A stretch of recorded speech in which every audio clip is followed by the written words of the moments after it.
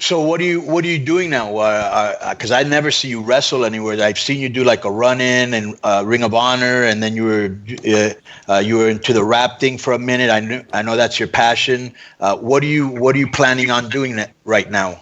Well, that's the thing, man, is that I don't want to be in a box. I think so oftentimes, especially in the wrestling world, you get put into a box and people tell you what you can or what you can't do. And I've always been about embodying what you can't do and going out there and proving everybody wrong. Whether that was in wrestling, I was 5'10", $185. I was on a freaking moving truck out here in New Jersey when I got discovered on a YouTube video.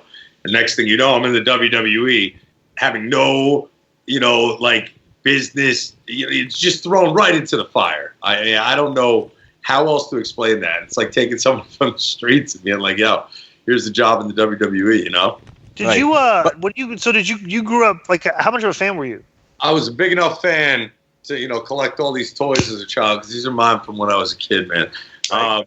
I loved Shawn Michaels. Like, basically, you got to think about, like, Enzo, the wrestler, and, like, what you saw on TV. Kind of like the wrestling per se. I had a grandfather who loved wrestling, grandparents. My father loved wrestling. My dad was a DJ. And when I was a kid, before you knew it, I had 17 cousins. They were into wrestling, my older cousins. And I just got into it young. And my dad would take me to shows at Madison Square Garden, but they would never tell us that wrestling was on TV. Like, they didn't want us watching the shit. They would just take us to the shows that were going, like me and my cousins and stuff. Did you ever watch any of the WCW stuff? I found out about the TV right around the time that Shawn Michaels turned heel on Marty Jannetty. Right. And when that happened, it changed my life, because I saw Shawn Michaels in this getup, right? But remember, soon after that, he was with Sensational Sherry for a little bit, and he just always had the girl. But I never, I just knew what I was looking at was cool, and it was different than everybody else, but he always sold, right? And when you look at it in retrospect, once I got into the business, like, that was what I loved about Shawn, is he had those matches where they gave him the opportunity to go out there, break a sweat, get into a deep sell, and he sold me as a kid.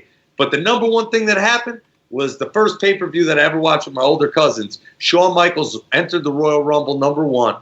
And he won, and the prize was Pamela Anderson. And I had a bunch of female cousins too, and my sister Christine loved Baywatch, and I had the biggest heart on for Pamela Anderson when I was a kid. Can you imagine if that was the prize today? That's what I'm trying to tell you, dog. Like, yo, here's a little Hep C, guys, to go at your fucking championship. Right. Right. So, who's the standard of Pam Anderson in our generation now? I don't know. Jeez. But that was the thing, is for me, I saw him go in #1, the smaller dude, and I was a little kid, and like, he beat everybody, and then he got Pam Anderson, and I was like, dude, man, that's exactly what I want to do when I grow up. That's exactly it. And I knew when I was a kid, and because of it, as a kid who loved wrestling, I got into a lot of trouble. There was always teacher conferences with my parents talking about wrestling and how I shouldn't watch it and stuff,